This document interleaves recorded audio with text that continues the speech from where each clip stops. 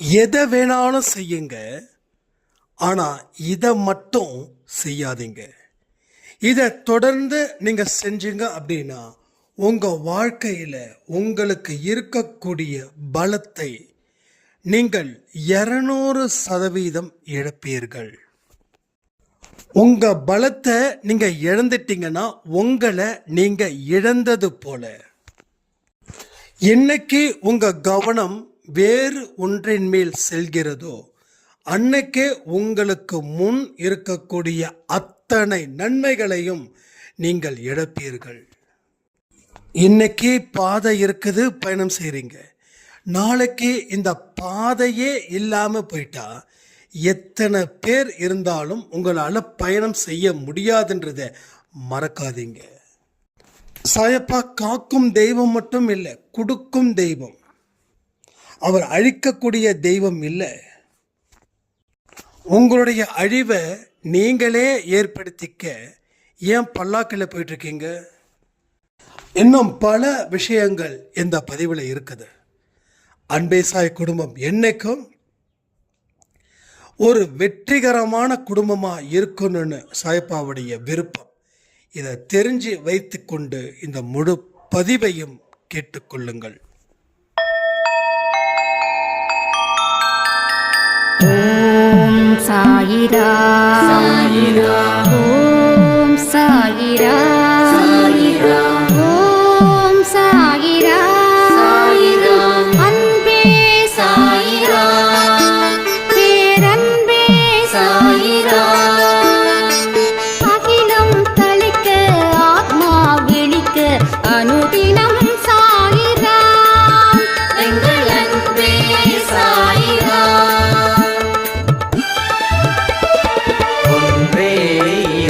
ஒன்றே பூமிக்கென்றும் சாயிரா, சரணம் சாயிரா, நன்றே செய்து வாழ்வோம், நாம் ஒன்றே செய்து வாழ்வோம், அன்பே சாயிரா.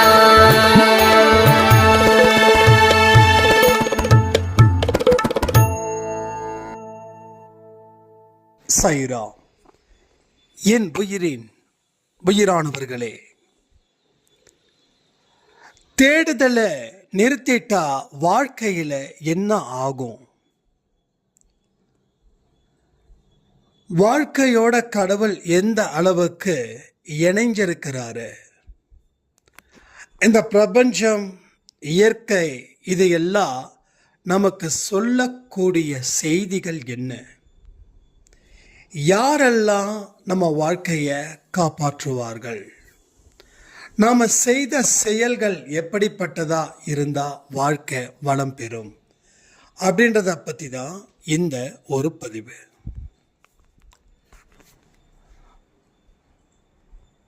கடவுள் ஒரு விஷயத்தை தெளிவுபடுத்துகிறார். என்னை நம்பினவனை நான் கைவிட மாட்டேன். என்னை நம்பி செயல் செய்பவனை நான் என்னைக்குமே அவனுக்கு ஆசீர்வதிப்பேன். அவன் என்னுடைய கண் அசைவில் இருக்கிறது போல அவன் இருக்கணும். இது எல்லாமே ஒரு மனுஷனுடைய வாழ்க்கையில் நடந்துடுச்சுன்னா அவனுக்கு கடவுள் மிகப்பெரிய உதவியும் உறுதுணையாகவும் அவர் இருப்பார். புரியுதா உங்களுக்கு? ஸோ நம்ம தெரிஞ்சிக்க வேண்டிய விஷயத்தை தெரிஞ்சு வச்சிருக்கோம். ஆனால் அதை ஆழமாக தெரிஞ்சு வச்சிருக்கோமா? அதை அறிவு பூர்வமாக தெரிஞ்சு வச்சிருக்கோமா? இதை வச்சு தான் நம்ம வாழ்க்கை நமக்கு முடிவு பண்ணுது. இங்கே எல்லாருக்கும் எல்லாமும் தெரியும். எல்லாருக்கும் எல்லாம் தெரியும்.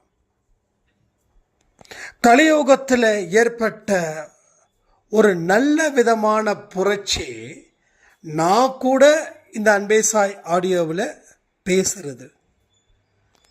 நான் ஆரம்பத்தில் இருந்தே தத்துவத்தை படித்தவனா, ஃபிலாசபி தெரியுமா, இல்லை சைக்காலஜிக்கலாக நான் ஏதாவது படிச்சிருக்கேன்னா? இல்லை. அப்போது இந்த கலியுகத்தில் நாம் லைட்டாக சாஞ்சாவே எந்த பக்கம் சாயிரமோ அந்த பக்கம் லபக்குன்னு ஒரே இழுத்துக்குது. அப்போது பகவத்கீதையில் ஒரு வார்த்தை இருக்கு, மற்ற யுகத்தை தாண்டியும் கலியுகம் ஒரு மனுஷனுக்கு அவன் எப்படி அதை பயன்படுத்திக்கிறானோ அது தீவிரமான ஒரு வேலையை கொடுக்குமா. அப்போது அந்த துவாரகா யுகம், அந்த யுகம், இந்த யுகம் இருக்கே, அந்த யுகத்தில் கடவுளை அடைகிறதுக்கே பல வருஷங்கள். ஏன்னா ஒரு மனுஷனுடைய வருஷங்கள் எவ்வளோ தெரியுமா? 1000 நாட்கள், 1200, 2000 வருஷம். இன்றைக்கி நமக்கு எத்தனை வருஷம்? 100 வருஷம். 100 வருஷம் சதா அடிக்கிறோமா? இல்லை. மாத்திரை மருந்து இருக்கிறதால, இல்லைன்னா 40லேயே கதமாக இருப்போம். எனக்கு 40 வயசை தாண்டுனா பிபி சுகர், 10 நாள் மாத்திரை போடலைன்னா முடிஞ்சிடுச்சு சகாப்தம். கிட்டத்தட்ட ரிசர்ச் சொல்லுது 60% பேர் 30 வயசுலேயே சுகருக்கு pre diabetics and post diabetics எல்லாமே கலந்து இருக்குதுன்றாங்க. எத்தனையோ பேருக்கு தனக்கு சுகர் இருக்கிறது தெரியாமலே வாழ்ந்துக்கிட்டு இருக்காங்க. என்னைக்காவது ஒரு நாள் ஒரு விபரீதம் நடக்கும்போது செக் பண்ணும்போது தான் தெரியுதுன்றாங்க. ஸோ 60% மக்கள் 30 இயர்ஸ்லேயே சுகரும் பிபியும் இருக்குது. ஸோ கன்ஃபார்ம் ஆயிடுச்சுன்னா மாத்திரை மருந்தை நீ முழுங்கலைன்னா நீ அடுத்த 1 மாதம் தாக்கு பிடிக்கலாம், அதுக்கப்புறம் நீ தாக்கு பிடிக்கவே முடியாது. ஆனால் அன்னைக்கு வாழ்ந்த வருஷங்கள் 1200, 2000 வருஷங்கள் ஒரு மனுஷனுடைய வாழ்க்கை முறை. 1000 நாட்கள் சொல்கிறேன். நினச்சி பார்க்க முடியுதா? நினச்சி பார்க்க முடியல. ஆனால் இன்னைக்கு 100 வயசு, அதில் 80 வரைக்கும் மாத்திரை மருந்தோடு வாழ்ந்துடுறாங்க. சில பேர் தான் கொஞ்சம் மாத்திரை மருந்து இல்லாமல் வாழ்கிறாங்க. ஸோ லைஃப் ஸ்டைலை கரெக்டாக சேஞ்ச் பண்ணுறவங்களும், எமோஷ்னலாக இல்லாமல் ப்ராக்டிக்கலாக இருக்கிறவங்களும் தாண்டிடுறாங்க. ஆனால் இந்த எமோஷ்னல், சென்சிட்டிவ், சென்டிமெண்டல்ஸ் இப்படி இருக்கிறவங்க டெஃபினெட்லி ஏகப்பட்ட நோய் நொடிகளை வச்சு தான் இருக்கணும், வச்சு தான் இருப்பாங்க. ஸோ இதை நாம் ஏன் சொல்கிறோம் அப்படின்னா, கலியுகத்தில் அத்தனை வருஷங்கள் தேவையே இல்லை. ஜஸ்ட்டு ஒரு 10 வருஷம் நீங்கள் கொஞ்சம் ஆன்மீக பயிற்சியில் உங்கள் மனசை ஈடுபட்டாவே கடவுள்கிட்டே நீங்கள் கேள்விகளை கேட்கலாம். அந்த மாதிரி உங்கள் ப்ராக்டிக்கல் லைஃப்பில் வாழ்ந்துக்கிட்டு உங்கள் ஸ்பிரிச்சுவல் லைஃப்பையும் நீங்கள் செலிப்ரேட் பண்ணலாம்.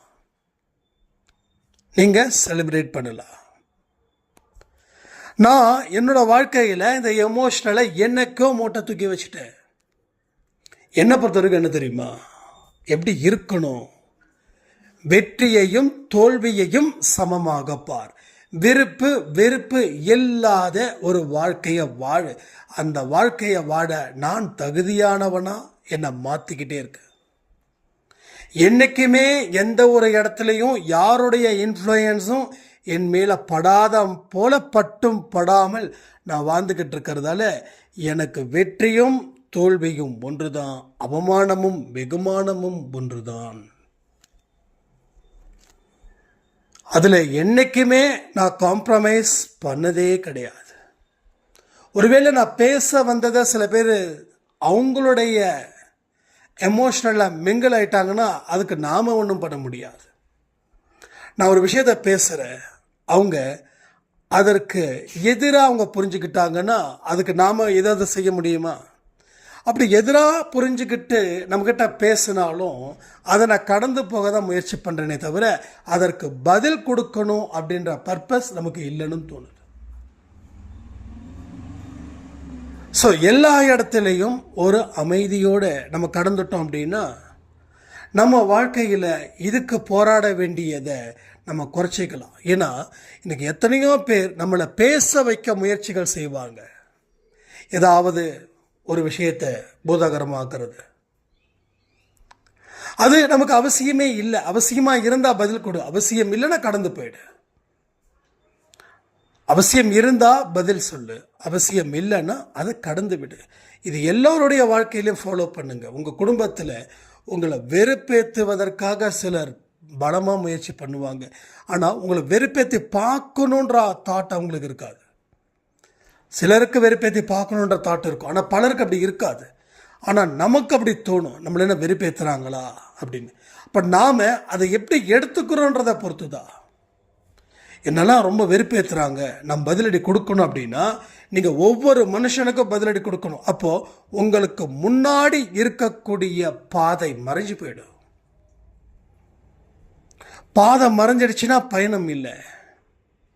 இப்போ ஏன் இந்த பாதை மறைஞ்சிச்சுன்னா உன்னோட கவனம் இந்த பாதையில் இல்லாதப்போ அந்த பாதை உனக்கு தேவை இல்லாததுன்னு அந்த பாதை அது சுருட்டிக்குச்சு.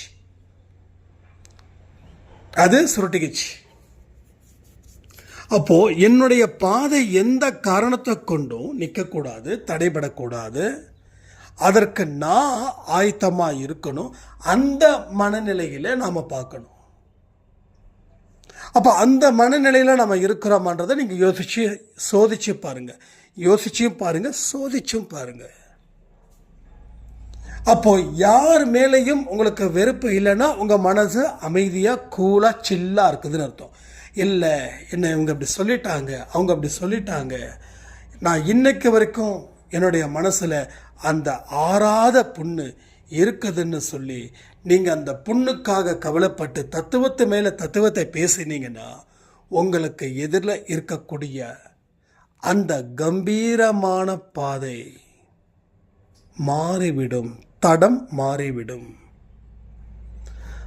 அதனால் ஜீசஸ் சொல்லும்போது ஒருத்தர் இந்த துண்டுக்காக விவாதம் செய்கிறாரு அப்படின்னா அந்த துண்டை கொடுத்துருங்க, விவாதம் செய்ய வேண்டான்றாரு. ஸோ விவாதத்தால் உனக்கு தலைகனம் ஜாஸ்தி வரும். நீ வைக்கிற பாயிண்ட்டை ஏற்றுக்கிட்டு தான் ஆகணும்னு ஒத்த காலில் நிற்பேன். ஸோ விவாதம் உன்னை அழிக்கும். உன்னுடைய வாழ்க்கையில் இருக்கக்கூடிய அத்தனை நல்ல விஷயங்களையும் அது காணாமல் போக வைக்கும்.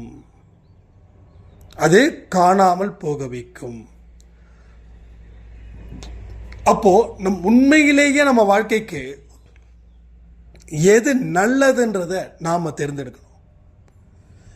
அது நல்லதுன்ற விஷயத்தை அதை காப்பாற்றணும். நீங்க காப்பாற்றினாதான் அது நிற்கும், இல்லாட்டி அது உயிர் இல்லாமல் போயிடும். ஒரு நல்ல விஷயத்தை நீங்க தொடர்ந்து காப்பாற்றணும். உங்க வாழ்க்கையில வாழக்கூடிய வாழ்க்கையில எத்தனையோ இடையூறுகள் வந்தாலும் உங்க நல்ல எண்ணத்தை நீங்க என்னைக்குமே உறுதிப்படுத்தணும். அதை காப்பாற்ற வேண்டும். அதை எந்த காரணத்தை கொண்டும் அதை நாம் காப்பாற்றாமல் இருந்துட்டோன்னா அது மறுபடியும் இறந்து போயிடும். ஸோ மனுஷனுக்கு உயிர் இருக்குதுன்னு பார்க்குறோம், ஆனால் எண்ணங்களுக்கு உயிர் இருக்குதான்னு இங்கே பல பேருக்கு தெரியல. ஸோ எண்ணங்கள் தான் சக்தி வாய்ந்தது. நீன்றது யார்? உன்னுடைய எண்ணங்கள் தான். உன்னுடைய எண்ணங்கள் தான் நீ யாருன்னு இந்த உலகத்துக்கு முடிவுபடுத்து சொன்னது யாரு? சுவாமி விவேகானந்தர். அதுக்கப்புறம் நீ இவருக்கு அப்பன், இவருக்கு இவங்களோட அம்மா, அது வேற விஷயம். நீ யாரு? உன்னோட கேரக்டர்ஸ் தான் முடிவு பண்ணுது. நீ ஒரு விஷயத்தில் அடமெண்ட்டாக இருந்தால் அதுதான் உன்னோட கேரக்டர். நீ எதை ஆதரிக்கிறையோ அதுதான் உன் கேரக்டர். நீ எதை எதிர்க்கிறையோ அதுதான் உன் கேரக்டர். நீ எல்லாரும் நல்லா இருக்கணும்னு நினைக்கிறியோ அதுதான் உன்னோட கேரக்டர். நான் விருப்பப்பட்டவன் நல்லா இருக்கணும், நான் விருப்பப்படாதவன் நல்லா இருக்கக்கூடாதுன்னு இந்த pre judgment it's a very very very dangerous. நடக்கிறதுக்கு முன்னாடியே அப்படி ஆயிடும், இப்படி ஆயிடும் அப்படின்னு சொல்லிட்டு ஃபைனலாக நான் தான் அப்போவே சொன்னேனே அப்படி ஆயிடுச்சுன்னு. ஏன்னா நீங்கள் ப்ரீ ஜட்ஜ்மெண்ட் பண்ணுறதால, அதாவது நீங்கள் மற்றவங்களுக்கு ப்ரீ ஜட்ஜ்மெண்ட் இல்லை, உங்களுக்கு நீங்கள் ப்ரீ ஜட்ஜ்மெண்ட் பண்ணால் மற்றவங்களுக்கு நல்லதாக காட்டக்கூடிய சம்பவங்கள் உங்களுக்கு மோசமானதாகவே வந்து சேரும். அப்போ மோசமானது உங்களுக்கு வந்து சேர்றதுக்கு நீங்கள் அலோவ் பண்ணுவீங்களா இல்லை அலோவ் பண்ண மாட்டீங்களா? கமெண்ட் பண்ணுறீங்களா? நீங்கள் கமெண்ட் பண்ணுங்க. இப்போ ஒரு மோசமான விஷயம் என்னை தாக்குதுன்னா அந்த தாக்குற இடத்துல நான் நிற்கக்கூடாதுன்னு நினைக்கிறது தானே புத்திசாலித்தனம். ஒரு ஆபத்தான ஒரு பகுதி, அங்கே போகாதப்பா, அங்கே முதல்ல இருக்குது, அது பசியோடு இருக்குது, படல, அது பசியோட இல்லை, பசி இல்லாமல் இருக்குது, அது செத்து போய் கிடக்குது. அது பசியில் மயக்கம் போட்டிருக்குது, செத்து போகலை, பசியில் மயக்கத்தோடு இருக்குது. இப்போ நாம் குத்தும் குலையுமா போய் நின்னோம் அப்படின்னா அது என்ன பண்ணும்? மயக்கமாக இருக்குமா? இல்லை, கிடைச்ச வாய்ப்பை அது விட்டுடுமா? ஒரே லபக்கு, அவ்வளோதான். என்னடா முதல்ல செத்து போயிடுச்சுன்னு நினச்ச பக்கத்தில் வந்து நின்னா அது என்னையா சாகடிச்சிருச்சுன்னு அதோட வாய்க்குள்ளே போகும்போது நாம் நினைப்போம். ஸோ அது போல தான் இங்கே பல பசித்த முதலைகள் இருக்குது. நான் உங்கள் கர்மாவை சொல்கிறேன், பல பசித்த முதலைகள் இருக்குது. ஒன்று, முதல்ல பசி இல்லாத நேரத்தில் போனால் அது கூட கொஞ்சம் விளையாடலாம். ஆனால் பசிக்கிற நேரத்தில் போனால் அது போட்டு தாக்கிட்டு போயிட்டே இருக்கும். இப்போ உங்கள் கர்மாக்கள் உங்கள் வாய் வார்த்தைகளால் உங்களையே வந்து தாக்கும். அதனால் அதை தயவு செய்து புரிஞ்சுக்கணும். நம்ம வார்த்தைகளை விட்டுடுறோம், ஆனால் மறுபடியும் அதை பெறுறது ரொம்ப கஷ்டம். சாய்ராம் சொன்னாங்க, என்னோட கணவரை அவ்வளவு திட்டேன் நான், நல்ல மனுஷன், அற்புதமான மனுஷன், எனக்கு பார்த்து பார்த்து நல்லது செய்வார். ஆனால் என்னுடைய வாழ்க்கையில் எனக்குன்னு ஒரு தனி ஐடென்டிஃபிகேஷன் கிடைக்கல. அதனால் அவரை நான் ரொம்ப வெறுத்து திட்டிட்டேன். இப்போ என்னோடய கணவரை மொபைலில் சுவிட்ச் ஆஃபில் போயிட்டுருக்குது, நான் என்னென்ன பண்ணுறதுன்னு சொல்லி அழுகுறாங்க. மனுஷனுடைய இயலாமையை அடுத்தவங்க மேலே காட்டுறது உங்களுக்கு மேலும் மேலும் ஆபத்தில் வந்து சேரும். நம்ம அன்பே சாயில தொடர்ந்து அதை தான் சொல்லிட்டு இருக்கோம். வெற்றியையும் ஒத்துக்கிற, ஆனால் தோல்வியை ஏன்பா ஒத்துக்க மாட்டேங்கிற? இன்னைக்கு உனக்கு வெற்றினா நாளைக்கு உனக்கு தோல்வி. ஸோ யாருமே நிரந்தரமாக வெற்றி பெறவும் முடியாது, யாருமே நிரந்தரமாக தோல்வி அடையவும் முடியாது. அப்போ யாரை பார்த்தும் நம்ம வந்து ஜட்ஜ்மெண்ட் பண்ண வேண்டிய அவசியமே இல்லை. எல்லோரும் அவங்கவுங்க எந்த மாதிரியான வேலைகளை பார்க்குறாங்களோ அதற்கு தகுந்தது போல வெற்றியும் தோல்வியும் அவர்களுடைய செயல்களாலேயே முடிவு பண்ணப்படுகிறது. வேறு யாரும் முடிவு பண்ணல, அவங்க செயல்களாலே முடிவு பண்ணப்படுகிறது எல்லா விஷயமும். உங்கள் வாழ்க்கையில் நீங்கள் இன்னைக்கு இப்படிப்பட்ட ஒரு தொழில் செய்கிறீங்க, இல்லை ஒரு இடத்துல வேலை பார்க்குறீங்கன்னா உங்கள் கவனத்தை அந்த வேலையின் மீது வைக்கணும்.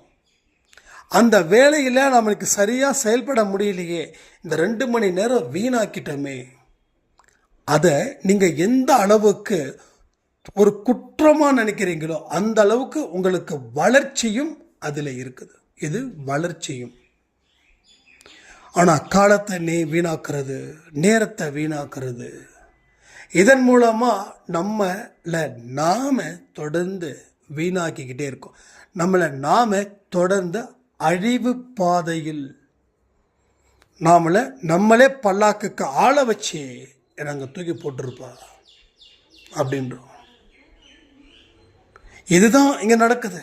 ஏன்னா உங்கள் எண்ணங்கள், நான் திரும்ப சொல்கிறது கேட்டுக்கோங்க, உங்கள் எண்ணங்கள் உங்களை பல்லாக்கில் தூக்கிட்டு போயிட்டு ஒரு ஆபத்தான ஒரு கிணத்துக்குள்ளே போட்டு தாக்குது. இதுக்கு ஏன் பல்லாக்கு வேணும்? இதுக்கு ஏன் பல்லாக்கு வேணும்? அப்போ நம்ம எண்ணங்களோட கதி எவ்வளவு மோசமாக இருக்குதுன்றது நீங்கள் தெரிஞ்சுக்கோங்க.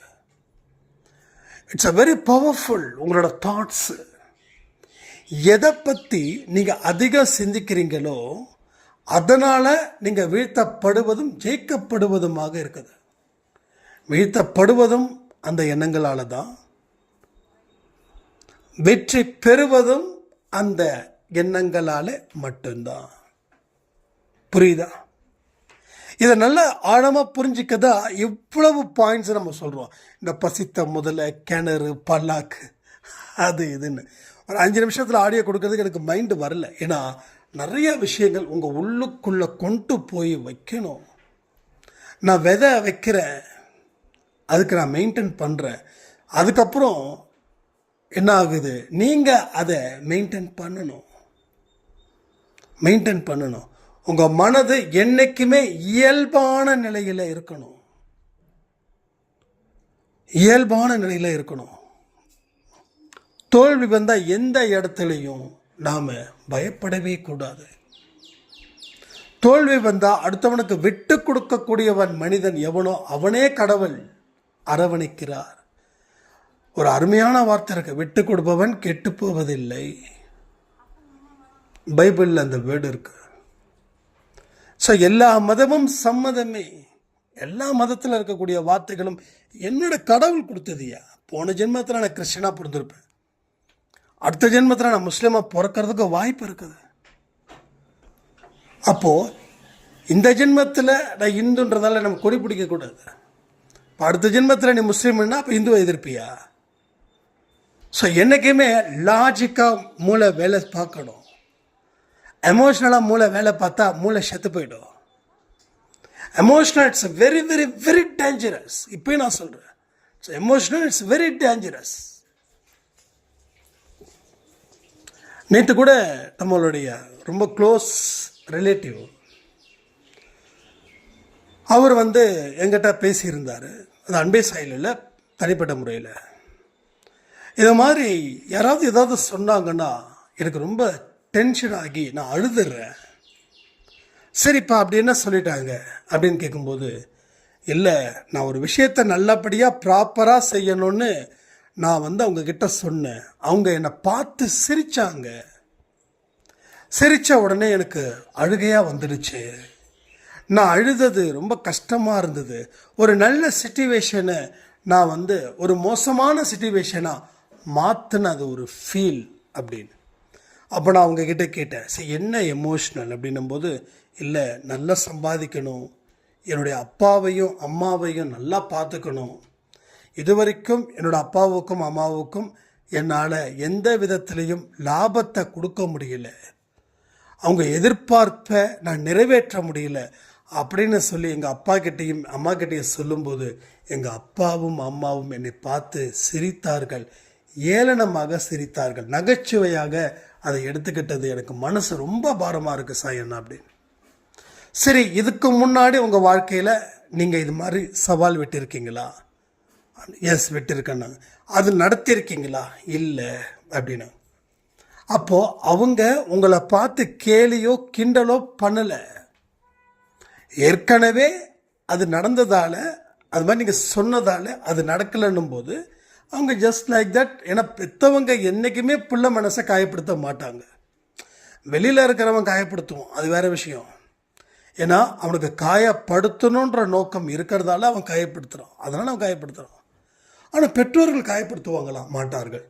அப்போது உங்களுடைய எமோஷ்னலை நீங்கள் வெளியில் காட்டிக்க வேண்டிய அவசியமே இல்லை. அப்போது அவங்க உங்களை பார்த்து சிரிக்கிறாங்கன்னா நீங்களும் அதை பார்த்து ரசிச்சுக்கோங்க. ஆனால் உங்கள் மனசில் இருக்கக்கூடிய அந்த உறுதியான எண்ணத்தை மட்டும் எந்த காரணத்தை கொண்டு அழிச்சிடாதீங்க.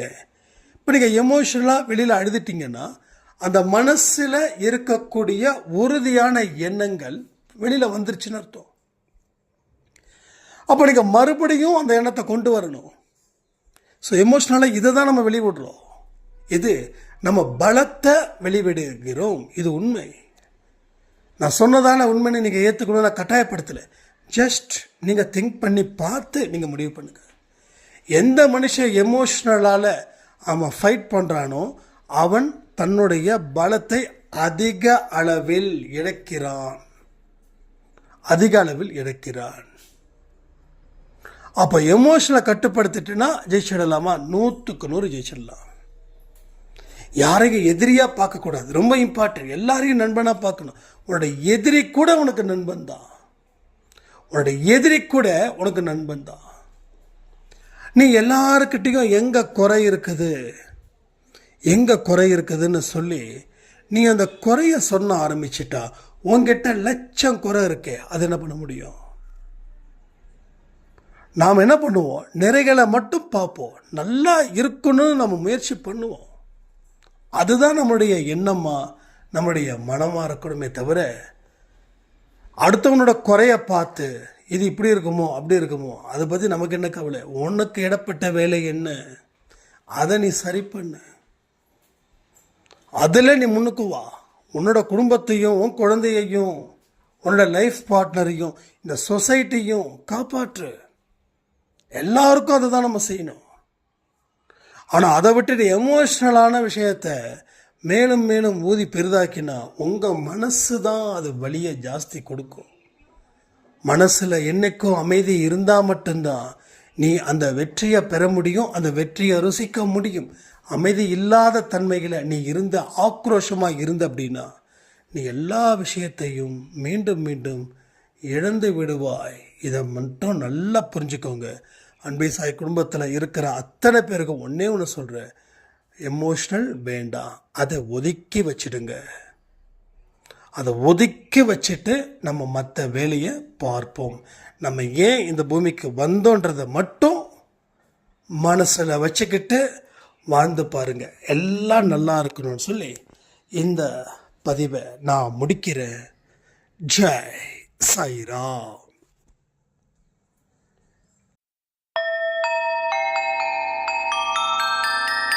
ஓம் சாயிரா.